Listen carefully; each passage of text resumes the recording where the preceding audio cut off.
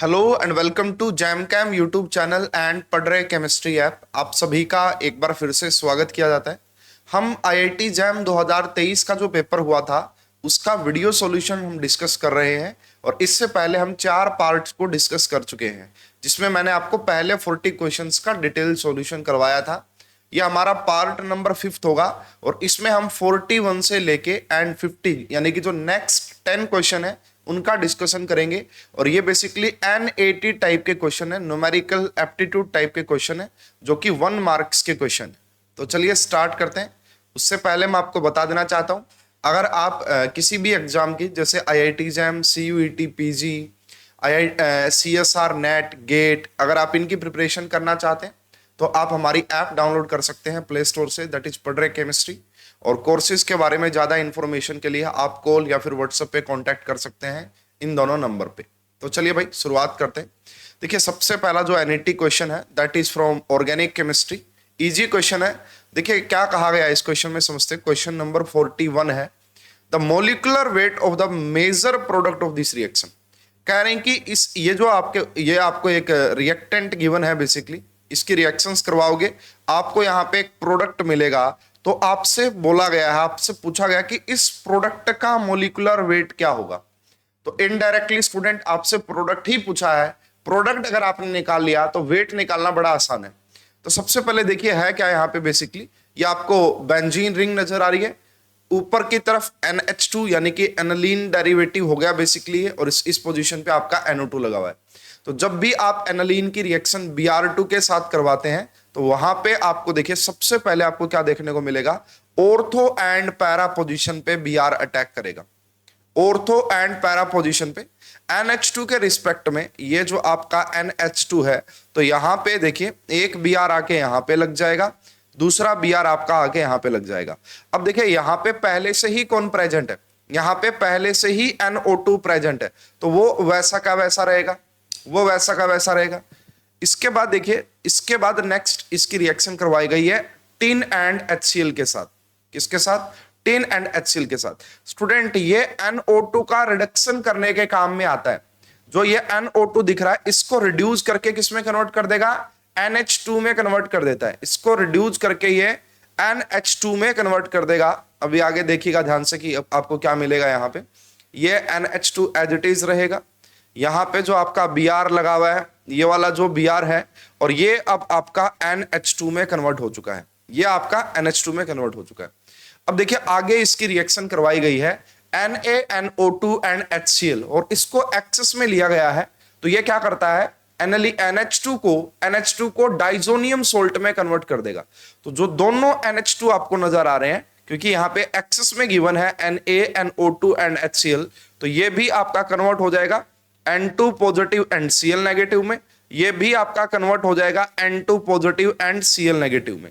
अब आप सभी को पता होगा कि ये एक बहुत अच्छा क्या होता है, ये एक बहुत अच्छा लिविंग ग्रुप होता है N2 positive and Cl negative. उसके बाद लास्ट में इसकी रिएक्शन आपने करवाई है कॉपर ब्रोमाइड के साथ, और इसको भी एक्सेस में रखा है। तो जब आप कॉपर ब्रोमाइड के साथ इसकी रिएक्शन करवाएंगे यहाँ पे, तो यहां से जो Br है वो एक अटैक करेगा यहाँ पे और N2 पॉजिटिव बाहर निकलेगा।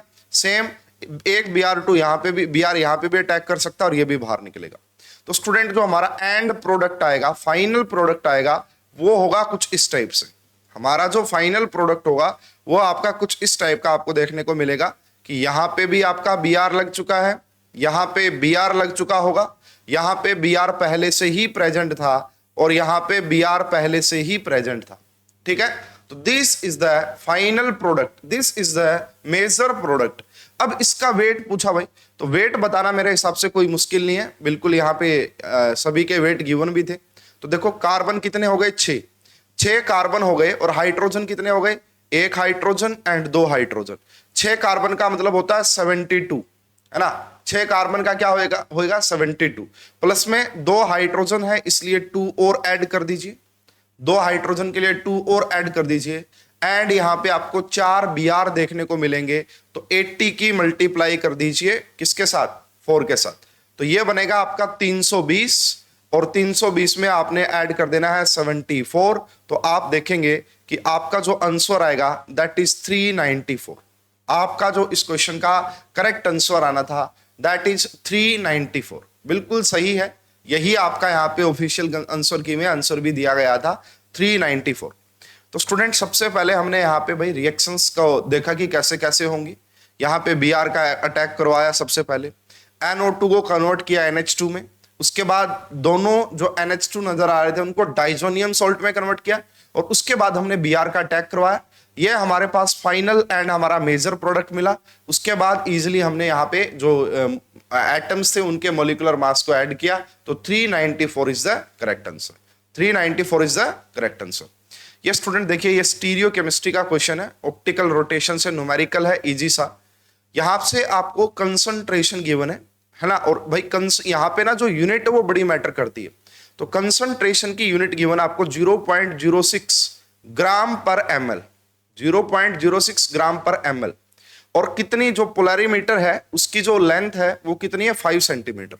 स्टूडेंट एक बात आपको ध्यान रखनी है, अभी जो हम फार्मूला डिस्कस करेंगे ना, देखिए कभी भी अगर क्वेश्चन आ जाए इस टाइप से, तो कंसंट्रेशन की यूनिट आपको लेनी होती है ग्राम पर ml में, एंड आपको जो लेंथ ऑफ पोलैरिमीटर होती है उसकी यूनिट आपको डेसीमीटर में लेनी होती है ना। तो 5 सेंटीमीटर है, इसको डिवाइड कर देंगे 10 से, ताकि ये डेसीमीटर में कन्वर्ट हो जाए। तो यहाँ पे जो लेंथ होगी दैट इज 0.5 डेसीमीटर, जो लेंथ होगी दैट इज 0.5 डेसीमीटर। उसके बाद यहाँ पे आपको बोला गया कि जो ऑप्टिकल रोटेशन है ना वो कितनी है, आपका जो थीटा है दैट इज 1.2 डिग्री, और आपसे बोला कि स्पेसिफिक रोटेशन बताइए क्या होगी स्पेसिफिक रोटेशन। स्टूडेंट हमारे पास फार्मूला होता है यहाँ पे, जो थीटा होता है that is optical rotation, and इसको हम अल्फा से डिनोट करते हैं। Alpha is your specific rotation, into में c, इनटू में l, इनटू में l, और यूनिट कन्वर्जन मैंने आपको बता ही दिया कि यहां पे जो कंसंट्रेशन होनी चाहिए वो ग्राम पर ml में, एंड लेंथ आपका डेसीमीटर में होनी चाहिए। अब देखो थीटा की वैल्यू हमारे पास गिवन है 1.2, अल्फा की वैल्यू हमें निकालनी है स्पेसिफिक रोटेशन, कंसंट्रेशन आपको गिवन है 0.06 है ना, कंसंट्रेशन कितनी है 0.06, एंड इसकी मल्टीप्लाई कर देंगे 0.5 से, इसकी मल्टीप्लाई कर देंगे 0.5 से। तो देखिए भाई अगर आप इसको सोल्व करके देखेंगे तो अल्फा किसके इक्वल जाएगा, ये आपका 1.2 हो गया, यहां पे आएगा आपका 0.06 डिवाइड में 0.5, तो यहां से 2 आपका ऊपर चले जाएंगे, एक यहां से ये चला जाएगा, ये आपका नीचे आएगा, इससे ये कैंसिल हो गया, तो ऊपर बच गया आपका 1200 के करीब। तो और भी इसको थोड़ा सा हम कर लेते हैं सोल्व। देखिए ये आपका जाएगा 2 पे, ये आपका जाएगा 2 पे, और ये भी आपका जाएगा 20 पे, तो कुल मिला के जो आपका आंसर आएगा दैट इज 40 है ना। आपका जो करेक्ट आंसर आएगा स्टूडेंट इस क्वेश्चन का दैट इज 40 डिग्री। क्या आएगा भाई आपका करेक्ट आंसर, जो स्पेसिफिक रोटेशन होगी दैट इज 40। तो बिल्कुल सिंपल सादा भाई, इसमें कुछ ऐसा नहीं है कि जो आपको आए ना, बस यहाँ पे आपको यूनिट का ध्यान रखना था। अगर आपने सेंटीमीटर लेके इस क्वेश्चन को किया होता तो अलग आंसर आता, लेकिन पता रहता है, हमारा को बताया जाता है आपको कि भाई यूनिट आपका कंसंट्रेशन की ग्राम पर ml में लेनी है, एंड लेंथ ऑफ पोलैरिमीटर आपको डेसीमीटर में लेनी है। ठीक है जी, चलिए नेक्स्ट क्वेश्चन आपका जो है नेचुरल प्रोडक्ट से है, ये बेसिकली कार्बोहाइड्रेट्स वगैरह जो सॉरी अमीनो एसिड्स है उससे रिलेटेड क्वेश्चन है। The iso electric point of glutamic acid है ना। देखिए स्टूडेंट ये एसिड है, एसिड, तो इसके लिए जो आइसो इलेक्ट्रिक पॉइंट होता है वो कैसे निकालेंगे भाई, तो जो pKa1 जो pKa जो लोअर वैल्यूज है उन दोनों को ऐड करना पड़ेगा। एसिड के लिए क्या करेंगे, जो आपकी लोअर वैल्यूज हैं दोनों उनको ऐड कर दीजिए, तो आइसो इलेक्ट्रिक पॉइंट आपका कैसे आएगा 2.19 प्लस में 4.25, इन दोनों को आप ऐड कीजिए और इनका एवरेज लीजिए, इनको डिवाइड करके है ना। तो यहाँ पे अगर आप देखते हैं इसको 2.19 एंड आपका 4.25 हो गया, तो देख सकते हैं कितना होगा यहाँ पे भाई, ये आपका 14, और यहाँ पे फिर से आपका जाएगा ये, और ये आपका 7 आ जाएगा ना, सॉरी 6 आएगा, ये आपका 6 आएगा। इसको जब आप 2 से डिवाइड करेंगे तो ये आएगा आपका 3.11। क्या करेक्ट आंसर आ जाएगा student, 3.11 is the correct answer है ना, 3.11 इज द करेक्ट आंसर। कहने का मतलब भाई इन दोनों का एवरेज लेना है, और एवरेज लेने के बाद आपका यहाँ पे आंसर आपको देखने को मिलेगा। ठीक है, तो दैट इज 3.11 के आसपास आपका ये आंसर आ जाएगा। चलिए नेक्स्ट क्वेश्चन की तरफ बढ़ते हैं। ये स्टूडेंट ये काफी अच्छा क्वेश्चन पूछा गया था, इसको आप मोल कंसेप्ट से रिलेट कर सकते हैं, वहीं से इसका आंसर निकलेगा। आपको ये बोला गया है, ये आपको बेंजीन दिख रहा है, बेंजीन 2 मोल लिए बेंजीन के, ऑक्सीजन के प्रेजेंस में उसको बर्न किया गया होगा, तो यहाँ पे CO2 निकली है एक, और साथ में यहाँ पे 6 मोल ऑफ H2O, और यहाँ पे एंथैल्पी या हीट ऑफ रिएक्शन आपको गिवन है ना। यहाँ पे आपको हीट ऑफ रिएक्शन गिवन है, माइनस में आप देख सकते हैं, इसका मतलब बेसिकली ये हो गया कि ये कंबसन रिएक्शन है ना, कंबसन रिएक्शन हो रही है ये। तो ये कह रहे हैं a close system initially contain 5 moles of benzene. देखिए इनिशियली ये बोल रहे हैं कि हमने 5 मोल लिए हैं बेंजीन के और 25 मोल लिए हैं किसके, वाटर के। अगर मैं इसी रिएक्शन को यहां लिखता हूं C6H6 प्लस में इसकी रिएक्शन करवाई गई है 15 O2 के साथ, ठीक है। 2 मोल्स ऑफ बेंजीन की रिएक्शन 15 मोल ऑफ O2 के साथ करवाई है, ये हमें बैलेंस्ड रिएक्शन बता रही है। तो 12 CO2 एंड 6 H2O रिलीज हो रहा है, और इस दौरान जो एंथैल्पी या हीट रिलीज हो रही है दैट इज 3120 किलो जूल पर मोल। ओके, अब ये ऐसा कह रहे हैं कि इनिशियली हमने, है ना, चलो ये बैलेंस्ड रिएक्शन तो बता ही रही है कि 2 मोल अगर आप लेते हैं बेंजीन के 15 मोल O2 के साथ तो इतनी हीट रिलीज होगी। अगर अब यहां पे क्या कंडीशन दी, कह रहा कि इनिशियली हमने 5 मोल तो लिए बेंजीन के और 25 मोल लिए हमने O2 के, और उनके उसके बाद देखा कि रिएक्शन हुई, रिएक्शन जब when the reaction was stopped when 17.5 moles of oxygen are left, मतलब ये जो रिएक्शन है वो कब बंद हो गई, ये रिएक्शन तब बंद हो गई जब इतने मोल बचे हुए हैं, है ना, ऑक्सीजन इज लेफ्ट, इतने रह गए। तो बताओ भाई कितने कंज्यूम कितने हुए हैं, है ना। देखो इसकी रिएक्शन 5 की रिएक्शन 25 के साथ करवानी थी। अब इसमें से देखो अगर आप 25 में से माइनस कर दोगे 17.5 को, तो आपको यह पता लग जाएगा कि कितने मोल्स यूज हुए हैं यहाँ पे ऑक्सीजन के ना, according to this data, given data से। तो यहाँ पे अगर आप देखते हैं ये 14 पे जाएगा, 14 ये रहा, कितने 7.5 मोल्स ये आपका कंज्यूम हुए हैं, हम ऐसा बोल सकते हैं। तो देखिए स्टूडेंट, अगर हम इस बैलेंस्ड रिएक्शन से देखें, बैलेंस्ड रिएक्शन अभी जो आपको पता लगी है, अगर आपने देखो, अगर आपने यहाँ पे बैलेंस्ड रिएक्शन क्या बता रही है, अगर आप 15 मोल लेते O2 के, 15 mole of O2, 15 mole of O2 के लिए आपको 2 मोल बेंजीन की रिक्वायरमेंट थी। भैया हमारे बैलेंस्ड रिएक्शन क्या बता रही है, बैलेंस्ड रिएक्शन ये बता रही है कि बेंजीन के 2 मोल का जब कंजम्पशन करवा रहे हैं तो 15 मोल O2 की रिक्वायरमेंट होगी। ये हमें बैलेंस्ड रिएक्शन बता रही है, तो उसका यूज करेंगे। तो मैंने इसको जस्ट रिवर्स लिख दिया कि 15 मोल O2 अगर आपके पास होते तो 2 मोल बेंजीन की रिक्वायरमेंट थी।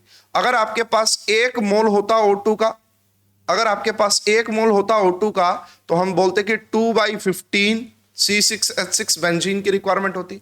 बट एक्चुअल में आपका कितने मोल कंज्यूम हुए हैं, दैट इज 7.5 मोल कंज्यूम हुए हैं। अगर आप 7.5 मोल O2 के लेते हैं तो कितने बेंजीन के चाहिए होंगे, तो 2 इंटू में 15 इंटू में 7.5, जब आप इसको सोल्व करते हैं तो ये आ गया 1 मोल के इक्वल। ये किसके इक्वल आ गया स्टूडेंट, 1 मोल के इक्वल। मतलब देखो अगर हम बात करें, आपने अगर अभी जब रिएक्शन स्टॉप हो गई है, रिएक्शन रुक गई है, कब रुकी है, जब 17.5 मोल O2 के बचे हुए, मतलब इतने मोल कंज्यूम हुए। तो इतने मोल अगर O2 के कंज्यूम हुए ना, इसका मतलब बेंजीन का भी 1 ही मोल यूज हुआ है ना। देखो यहां से बताया ना बेंजीन का 1 ही मोल। देखो जब बेंजीन के 2 मोल थे ना, जब बेंजीन के 2 मोल की रिएक्शन करवाई थी तो ये हीट निकली थी, ये अब 1 की कराओगे तो इसका हाफ कर देना पड़ेगा। अगर आप 1 मोल बेंजीन लोगे तो जो 3160 दिख रहा है आपको, जो 3160 दिख रहा है यहाँ पे, सॉरी 3120 है ना, 3120 जो दिख रहा है, इसको आप 2 से डिवाइड कर दीजिए तो आप देखेंगे यहां से कि 1, उसके बाद 5, उसके बाद 6 और उसके बाद 0। तो ये आपका करेक्ट आंसर आएगा। 1560 इज योर करेक्ट आंसर। 1560 आपका करेक्ट आंसर आएगा। तो यहां पे the amount of heat evolved during the reaction, और ये बात लिख दी ना इवोल्व्ड, इसका मतलब नेगेटिव साइन ऑटोमेटिक समझ जाना है, लिखने की जरूरत नहीं होगी उसको। इवोल्व्ड वर्ड लिखा है, negative sign only for representation होता है कि रिलीज हो रही है या फिर कंज्यूम हो रही है, बस इतना सा। तो इसका हाफ करते हमारे पास आंसर आ गया था 1560। देखिए भाई है तो बड़ा इजी, अगर समझ में आए तो इसको मोल कंसेप्ट से, स्टोइकियोमेट्री से ही आप रिलेट कर सकते हैं, उसी से इसको बता सकते थे। इजी क्वेश्चन, कोई ज्यादा टफ ये भी नहीं है। नेक्स्ट क्वेश्चन भाई केमिकल काइनेटिक्स से है, ऑलरेडी आपको समझाया जाता है, पढ़ाया जाता है, और जिस भी स्टूडेंट ने मेरे लेक्चर्स देखे होंगे उनको तो भाई बिल्कुल आसान लगा होगा, ये कुछ खास नहीं है। कह रहे हैं एक एलिमेंट्री रिएक्शन है, ए से ही बी मिल रहा है और ए से ही सी मिल रहा है, ठीक है। इसका जो रेट कांस्टेंट है दैट इज K1 और इसका जो रेट कांस्टेंट है दैट इज K2। ये कह रहे हैं जो K1 है ना वो आपका 2 टाइम्स है K2 के। तो इनिशियली ये कंसंट्रेशन थी। एट लेटर टाइम T बताओ concentration of B divide by concentration of C क्या होगी। एट टाइम T पे B और C की कंसंट्रेशन क्या होगी। स्टूडेंट बी और सी की कंसंट्रेशन का अगर फॉर्मूला देखें वो बहुत बड़ा वैल्यू आती है, पढ़ाई जाता है डिटेल में, बट ये आपको एक चीज भी पढ़ाई गई थी लेक्चर्स में कि भाई इनका जो रेशो है ना, रेट कांस्टेंट का रेशो उसी के इक्वल आएगी। तो यहां पे इसके लिए आएगा K1 और इसके लिए आ जाएगा K2, है ना। यानी कि concentration of B at time T और उसका जो रेशो है सी के साथ वो उनके रेट कांस्टेंट के रेशो के इक्वल होता है, K1 और K2। अब आपको यहां पे बताया गया है कि आप K1 की जगह 2 टाइम्स K2 लिख सकते हैं, ये क्वेश्चन में इंफॉर्मेशन गिवन है, इससे ये कैंसिल हो जाएगा। और जब आप इन दोनों का रेशो देखेंगे दैट इज 2। आपसे यही पूछा गया था कि at later time T the value of concentration of B and divide by concentration of C that is equal to 2, that is equal to 2, है ना। जिस भी स्टूडेंट को इस फार्मूले के बारे में पता था वो इजीली कर जाता, और जिसको नहीं पता था उसको समझ में नहीं आती कि क्या कहानी है ना। तो ये इस फार्मूला के ऊपर आपका बेस्ड है और ये फार्मूला आपको पढ़ाया भी जाता है, ठीक है। नेक्स्ट क्वेश्चन आपका भाई एटॉमिक स्ट्रक्चर से आप रिलेट कर सकते हैं। The highest possible energy, the highest possible energy of a photon in the emission spectrum of hydrogen atom. देखिए स्टूडेंट हमारे पास जो एनर्जी का फार्मूला होता है यहाँ पे दैट इज 13.6 इनटू में जेड स्क्वायर, और यहाँ पे हम क्या लेते हैं 1 बाई n1 का स्क्वायर माइनस 1 बाई n2 का स्क्वायर, है ना। This is the formula, this is the formula. अब देखिए ध्यान से, हाइड्रोजन के लिए जो जेड होता है दैट इज 1, ठीक है। और यहां पे एक वर्ड यूज किया गया स्टूडेंट हाईएस्ट पॉसिबल एनर्जी। तो हाईएस्ट पॉसिबल एनर्जी कब होती है, जब आपका n1, देखो जब आपका n1 तो हो जाए 1, है ना, n1 तो हो जाए 1 एंड n2 आपका हो जाए इनफाइनाइट, n2 आपका हो जाए इनफाइनाइट, तो उस दौरान आपका जो एनर्जी होती है वो हाईएस्ट पॉसिबल वैल्यू आ जाएगी। तो यहां पे अगर आप ऐसा करते हैं, इस फॉर्मूले में ऐसा कुछ पुट करेंगे तो आपके पास आंसर आ जाएगा दैट इज 13.6 तो है ही है, n1 की जगह आपने 1 पुट कर दिया, और 1 बाई अगर आप इनफाइनाइट करते हैं तो वो आपका 0 के इक्वल हो जाएगा। तो यहां से हाईएस्ट पॉसिबल एनर्जी की वैल्यू अगर हो सकती है तो दैट इज 13.6, क्या आएगा 13.6 electron volt is the correct answer. 13.6 is the correct answer. यह आपकी हाईएस्ट पॉसिबल एनर्जी है photon in the emission spectrum. ये स्टूडेंट ये भी, इसके लिए भी मैंने आपको एक फार्मूला पढ़ाया हुआ बड़ा शानदार सा, तो अगेन उस फार्मूले को मैं दोबारा से एक्सप्लेन करता हूं कि क्या फार्मूला होगा। स्टैंडर्ड रिडक्शन पोटेंशियल, देखिए सीधा सा फार्मूला ये होता है N3 एंड आपका E3 is equal to N1 E01 plus में N2 E02, है ना, ये वाला। अब देखते हैं क्या कहानी है जी। देखो सबसे पहले आपको यह बोला गया कि प्लस थ्री से आप कहां पे जा रहे हैं, 0 पे। कहां पे जा रहे हैं, 0 पे। तो ये n का मतलब ये है कि कितने इलेक्ट्रॉन का चेंज किया, कितने इलेक्ट्रॉन का ट्रांसफर हो रहा है, तो 3 इलेक्ट्रॉन, ठीक है। तो इसकी जगह हम क्या लिख सकते हैं, यहां पे देखो सबसे पहले n1 देख लेते हैं।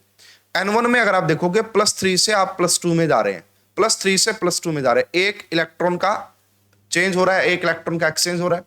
उसके बाद इसका जो आपको स्टैंडर्ड पोटेंशियल गिवन है दैट इज 0.77 प्लस में n2 कितना है, देखो +2 से आप 0 जा रहे हैं, यानी कि कितने इलेक्ट्रॉन का चेंज है, 2 इलेक्ट्रॉन का चेंज है। तो 2 इंटू में इसका आपका जो भी पोटेंशियल गिवन है माइनस में 0.44, माइनस में 0.44। n3 कितना है मैंने आपको ऑलरेडी बता दिया भाई, n3 कितने इलेक्ट्रॉन का चेंज हो रहा है, है ना। यहाँ पे कितने इलेक्ट्रॉन का ट्रांसफर हो रहा है ऐसा भी बोल सकते हैं, तो 3। इसको आप पूरे को 3 से डिवाइड कर दीजिए। देखो ये आपका बनेगा 0.77 और ये बनेगा -0.88। जब आप इसको सोल्व करेंगे तो ये आपका आएगा -0.11 को डिवाइड करना पड़ेगा 3 से, और जब आप इसको डिवाइड करेंगे तो -0.036 इज द करेक्ट आंसर। ये आपके पास आंसर आ जाएगा। तो भाई ये पहले भी क्वेश्चन आ चुका है इस पैटर्न का, आईआईटी एग्जाम 2015 में शायद क्वेश्चन आया था, और गेट में भी ऐसा क्वेश्चन पूछा जा चुका है, और मैंने आपको पढ़ाया है इसके बारे में भी काफी अच्छे से। बहुत सिंपल सा फॉर्मूला हमें यूज करना होता है, अगर आप इस फार्मूले का यूज करके निकालते तो इजिली आपसे निकल जाता। तो फॉर्मूला बेस्ड क्वेश्चन ज्यादा पूछे गए हैं।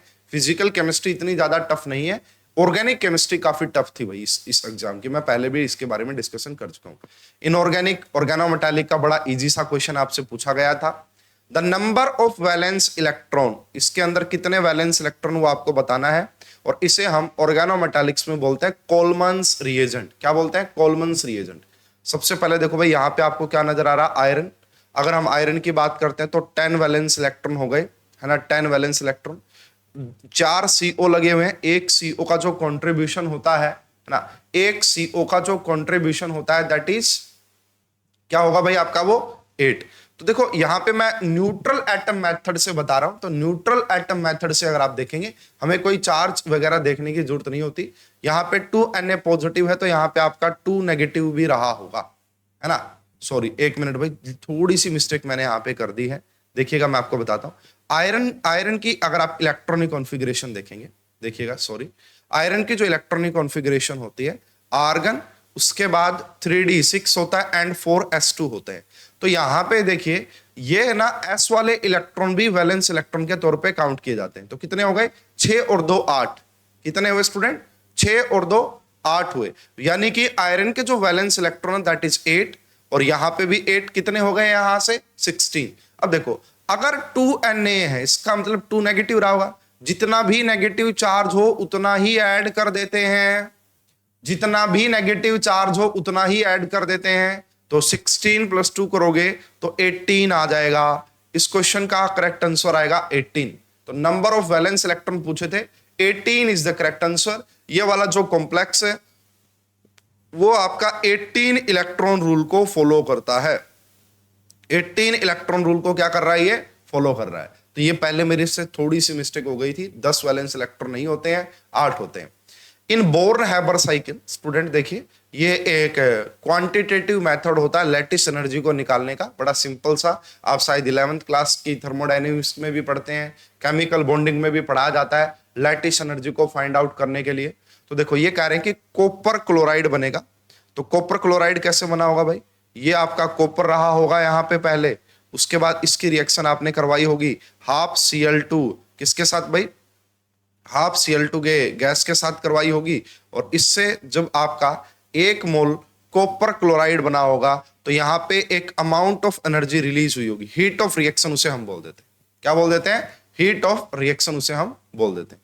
अब देखिए यहाँ पे देखो, अब या तो आप एक हेस्ला करके आपको पढ़ाया जाता भाई, है ना, थर्मोडायनेमिक्स में आपको एक हेस्ला करके पढ़ाया जाता है। हेस्ला का यही कहना होता है, या तो आप डायरेक्ट ये जो वैल्यू होगी ना हीट ऑफ रिएक्शन की, और जैसे जैसे आप डिफरेंट स्टेप्स में देखोगे वो इक्वल ही होती है, ठीक है। तो सबसे पहले देखो यहाँ पे जो कॉपर है वो अपनी most common occurring state form में रहा होगा, तो उसको सबसे पहले हमें यहाँ पे देखो हीट ऑफ एटोमाइजेशन देनी होगी, है ना। ये हो सकता है कॉपर पता नहीं किस फॉर्म में हो, तो जब आप इसको सबसे पहले, या इनडायरेक्टली आप इसको ऐसा भी बोल सकते हैं भाई, मान लो ये आपका सॉलिड फॉर्म में, कॉपर सॉलिड है, तो इसको आप गैसियस बनाएंगे तो यहाँ पे एक अमाउंट ऑफ एनर्जी आपको देना पड़ेगा, दैट इज 338 किलोजूल पर मोल। जहां पे पॉजिटिव साइन लिखा हुआ है इसका मतलब वहां पे आपको एनर्जी देनी पड़ेगी, हीट आपको देनी पड़ेगी, है ना, वहां पे उसका कंजप्शन हो रहा है, ये भी बोल सकते हैं। तो यहाँ पे सबसे पहले heat of atomization of copper जो है वो इसको किस में कन्वर्ट कर देगी? कॉपर गैस में कन्वर्ट कर देगी, मान लेते हैं, ठीक है। उसके बाद देखिए कॉपर गैस से आप कब जाए, कहां पे जाएंगे? कॉपर +1 गैसियस में जाएंगे, और जब भी आप एक आइसोलेटेड गैसियस एटम से है ना। जब भी आप एक आइसोलेटेड गैसेस एटम से इलेक्ट्रॉन निकालते हैं उस दौरान हमें एक एनर्जी देनी पड़ती है जिसे हम आयोनाइजेशन एनर्जी बोलते हैं, और कॉपर के लिए वो होती है 746, है ना, 746 किलोजूल पर मोल, 746 किलोजूल पर मोल। ठीक है, तो ये हमें कटायन मिल गया, गैसियस कटायन। अब देखिए यहाँ पे ये जो क्लोरीन है वो किसकी फॉर्म में होता है, मॉलिक्यूल की फॉर्म में होता है। तो सबसे पहले हीट ऑफ एटोमाइजेशन देनी पड़ेगी क्लोरीन के लिए भी, और वो है आपका +121, है ना।